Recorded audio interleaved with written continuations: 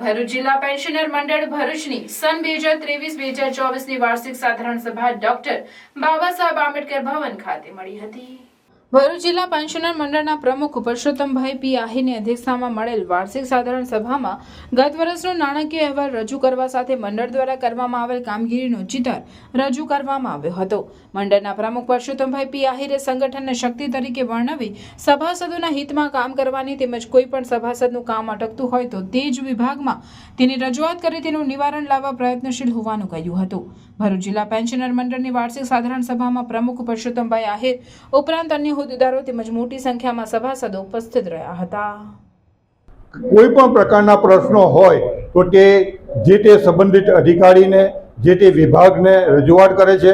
તેના પ્રશ્નોનો જ્યાં સુધી સુખદ નિકાલ નહીં આવે, ઉકેલ નહીં આવે ત્યાં સુધી અમે એના માટે મંડળ તત્પરતા દાખવીએ છીએ અને યાદ કરીએ છીએ। અમે દરેક સભાસદના હિતમાં દરેક કામો કરીએ છીએ।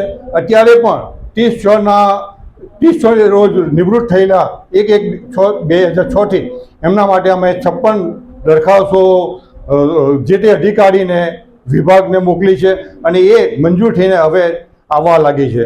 તેવી રીતના અમારા સભાસદો એક યુનિટી બનાવીએ કે સંગઠન હશે એ જ મહાન શક્તિ છે અને સંગઠન હશે તો જ આ સરકાર આપણને કંઈક ને કંઈક લાભ આપશે। માટે અમે સભાસદ બનાવીને દરેક પેન્શનરોના હિતમાં તમામ પ્રવૃત્તિઓ જાહેર હિતની પ્રવૃત્તિઓ કરીએ છીએ।